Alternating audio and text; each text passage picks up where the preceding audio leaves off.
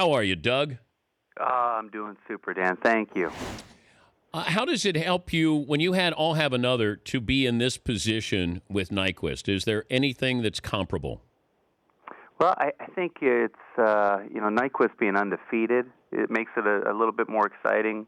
And but the whole energy here, we're staying at a hotel here in Louisville, and there's a lot of people pouring in for the Derby. And Tony Romo walked by us in the lobby last night. That was a big, very cool to see a celebrity like that. So just seeing a bunch of cool people, all the women are getting dressed up pretty, and it's just gonna be a great weekend. Your favorite horse name of all time is what? Oh God, there's some. I don't know how they got. Well, actually, we just named one. I don't know how that got past. Tap It All. Tap It All. I don't know where that came from, but yeah, there's some crazy names. Sometimes just coming out to the races and looking at all the unique names can be very entertaining. So Cap It All or Tap It All? Yeah, Tap It All. Oh. Yeah.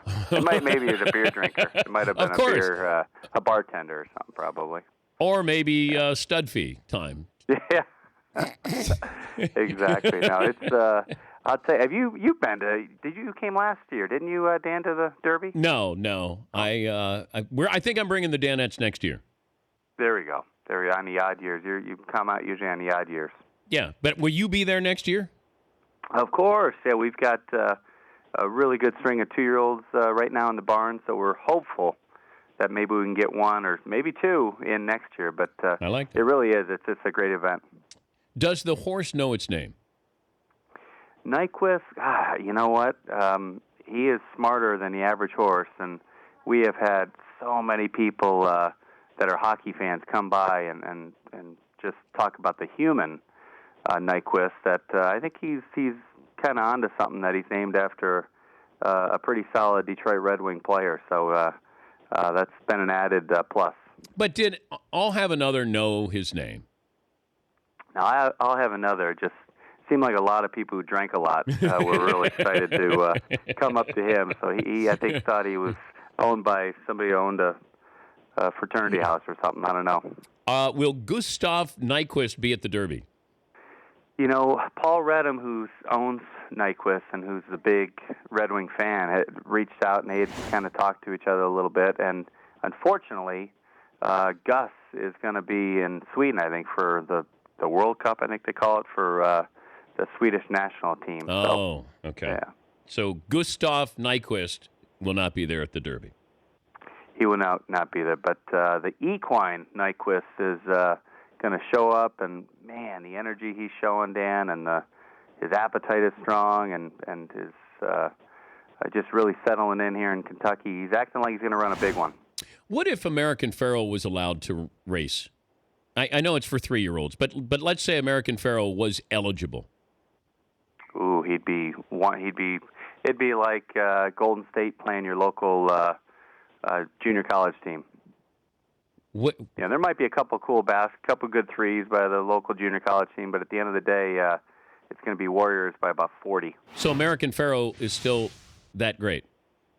He would be, yeah. I mean, if he was in full training, it's amazing, these horses, even the solid 3-year-olds, how they're still at a disadvantage against the 4-year-olds and up. They're still kind of maturing mentally and physically, and yeah, a 4-year-old version of American Pharoah would kind of kick some butt against this year's 3-year-olds. And I understand there's stud fees with it, and you went through this with All Have Another. American Pharoah cashed in, but if they had the Kentucky Derby winner from the previous year was allowed to race in the Kentucky Derby the following year, would that be of interest to horse racing and ratings? I think it really would be. I mean, because horses like American Pharoah and hopefully a horse like Nyquist, they start getting a fan base and people are following them, and an amazing horse just puts off amazing energy. And oftentimes when they get that good and the business end of it takes over, it can be kind of heart-wrenching to the business. And it would be nice one day if horses couldn't stand stallion until they're through their 4-year-old year. But when it comes to all that money, it's hard for some to turn down, and you can't blame them. What does the horse do? What does Nyquist do for the next day? You know, we got more than 24 hours. So is there a routine that you have that you follow, or is it based on what the horse wants? You know, there's a routine. All horses, the day they run, we pull their feed tub early in the morning just so they don't have a full stomach. And so there's definitely a routine. And a horse like Nyquist, if he was a human athlete, he just naturally goes to bed early. And, you know, he prepares himself. And so one of his great attributes is that he does rest really well in the stall. And he saves all his energy for when he steps on the racetrack. So when we pull that feed tub early in the morning, his game face begins, and hopefully it continues on till early tomorrow evening. Well, is the pre-game meal, pre-race meal the same meal as he has every day? Yeah, it's you know, the nighttime meal is the heaviest meal, but his morning meal maybe a tad lighter than normal, but you know, the biggest thing, you just don't want him, big eye running with a full belly, so it's a little bit lighter. How much money will you bet?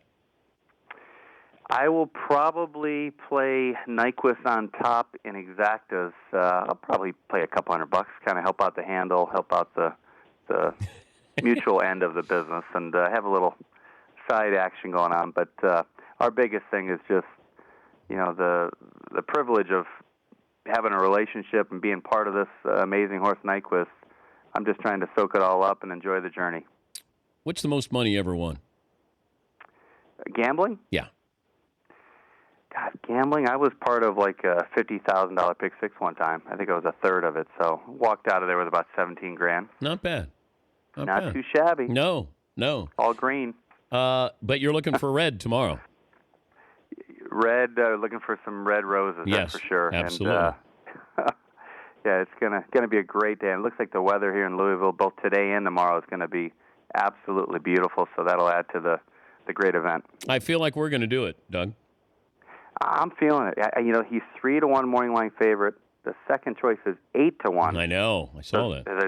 Yeah, that's a big gap. So the gentleman who did the morning line is feeling us too, and Nyquist is acting like he's going to get the old hat trick tomorrow. I'm going to give you. I told the Danettes to pick horse names. If we could name a horse, what would we name it? I want you to choose the best one. Fritzy, tell Doug your horse name. One Tough Mudder. All right, and of course Mother's Day weekend, so place in there. McLovin. The Velvet Revolution. Yeah. Paulie. Steve. Yeah. And Seton. I'm actually changing mine from "Ouch, that whip hurts" to "Why the long face." Wow, man. I don't. None of them ring classics like Triple Crown kind of classic names, but I like Steve the best. Hey, have fun. I know you're busy. Always great to talk to you, Doug. You got. Thanks for having me. You got. Take care. Thanks a lot. All right, Doug O'Neill. He's the trainer. He was the trainer of the year back in 2002, and he's got your Kentucky Derby favorite, Nyquist, leaving from the 13 hole. The Dan Patrick Show, weekday mornings on Audience.